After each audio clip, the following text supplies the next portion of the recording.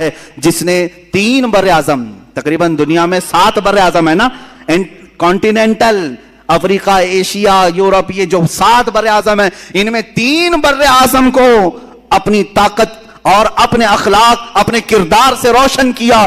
اس Ertugrul Ghazi کو بھی ہم نے تاریخ میں دیکھا ہے، سلطان ارطغرل غازی رحمہ اللہ، ان کے جانشین سلطان عثمان غازی رحمہ اللہ، ان کی اولاد میں سلطان محمد فاتح رحمہ اللہ، ان کی اولاد میں سلطان عبدالحمید ثانی کو بھی ہم نے دیکھا ہے۔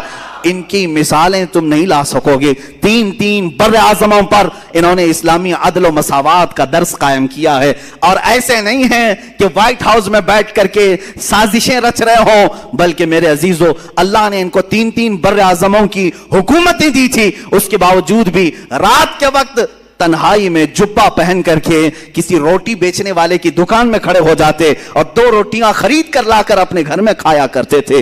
یہ بادشاہان اسلام بھی تھے، مجاہدین اسلام بھی تھے۔ اس فاتح قسطنطنیہ جس کی بشارت میرے آقا نے حدیث پاک میں دی ہے کہ قسطنطنیہ فتح کرنے والا وہ پہلا لشکر بغیر حساب و کتاب کے جنت میں جائے گا، وہ کون تھا؟ وہ سلطان محمد فاتح ہے جو ارطغرل غازی کی اولاد میں سے تھے۔ انہوں نے قسطنطنیہ کو فتح کیا۔ قسطنطنیہ اسی استنبول کو کہتے ہیں جہاں تاریخی ان کی بہت ساری چیزیں موجود تھی، کئی 100 سالوں سے موجود تھی، وہاں سے انہوں نے فتح کیا۔ ابھی آپ نے سنا ہوگا 1 سال پہلے مسجد آیا صوفیہ کا ایک بڑا مسئلہ چلا تھا، بہت لوگوں کے پیٹ میں درد ہو رہا تھا کہ رجب طیب اردگان نے اس کو مسجد میں تبدیل کر دیا، وہ میوزیم تھی۔ یہ تاریخ چھپا رہے ہیں، کوئی میوزیم نہیں تھی، یہ سلطان محمد فاتح کی فتح کی ہوئی مسجد تھی، انہوں نے خریدا تھا، چرچ تھی، سیدھے صاف کیوں نہیں بولتے؟ میوزیم تھی؟ میوزیم نہیں ہے، چرچ تھی۔ اور جب فتح یابی سلطان محمد فاتح کو ہوئی، سارے لوگوں نے دست بستہ کھڑے ہو کر کے وہ سب سپرد کیا تھا، چابیاں دی تھی، اس کی تحریر موجود ہے، دستاویزات موجود ہے۔ یہ تو ظالم خبیث عیاش مصطفیٰ کمال بادشاہ جو یہودیوں کی اولاد میں سے تھا، یہ سلطنت عثمانیہ کے ختم ہونے کے بعد جو یہودیوں کی طرف سے نافذ کیا ہوا کمال بادشاہ تھا، اس نے اس مسجد کو میوزیم میں تبدیل کر دیا تھا سن 1935 سے لے کر اب تک۔ ہاں یہ اور بات ہے کہ چاہے تم اپنے طاقت اور نشے میں کسی مسجد کو بدل بھی دو، انشاءاللہ رب تعالی وقت آئے گا پھر کسی نائب صلاح الدین کو ضرور پیدا کرے گا۔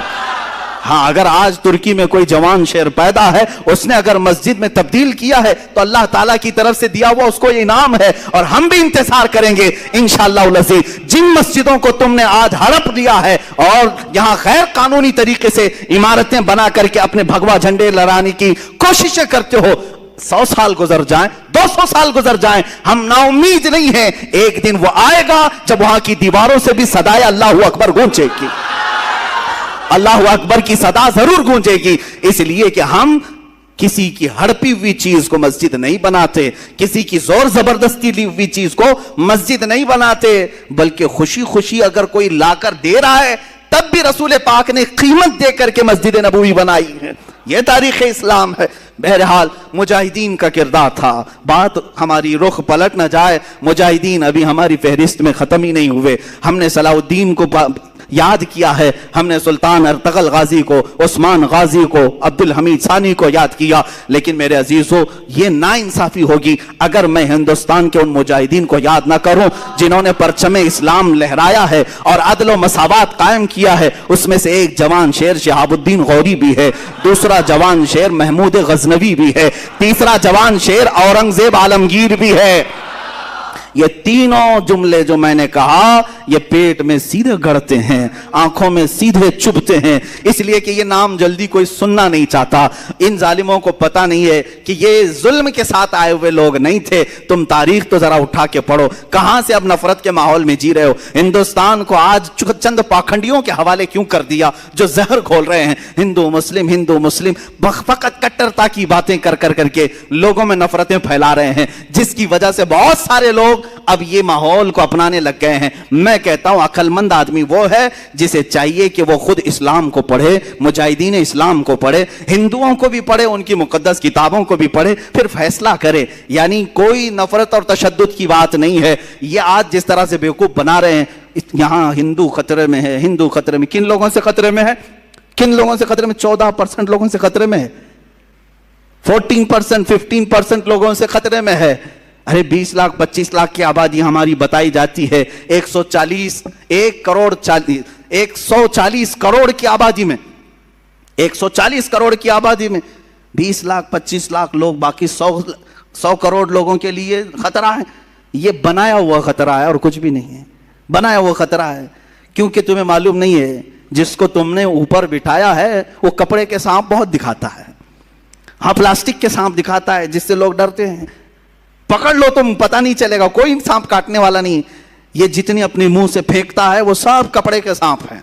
या फिर ये लोग आज जो डरा रहे हैं खतरा है खतरा है, मैं उन हिंदुओं से भी कहूंगा जो सेकुलर दिमाग रखते हैं, इनकी बातों में आकर खामखा बेवकूफ ना बनो।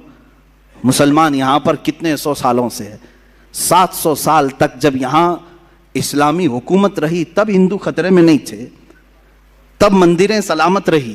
कुछ हुआ मंदिरों को? हजार साल पुरानी मंदिर आज भी हिंदुस्तान में है कि नहीं है?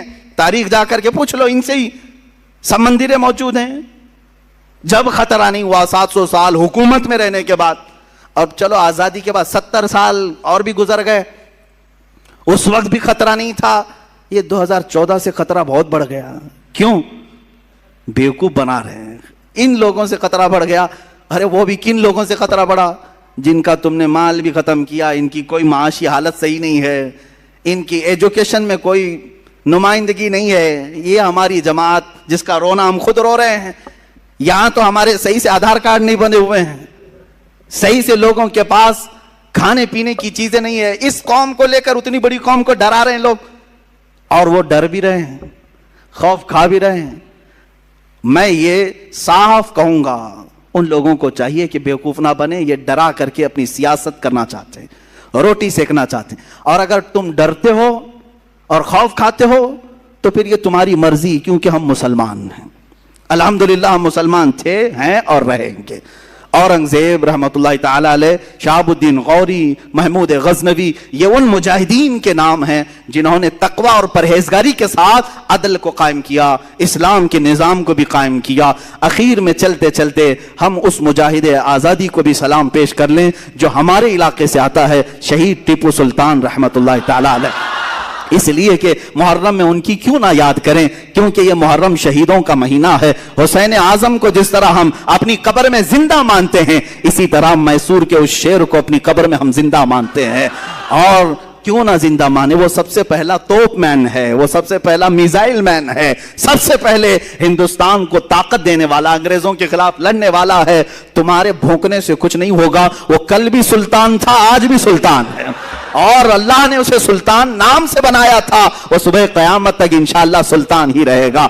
अल्लाह ताला उनके इकबाल बुलंद फरमाए, उनके जानशीन हमारी कौम में पैदा फरमाए। मौला हम सबको मुजाहिदीन की विरासत अता फरमाए।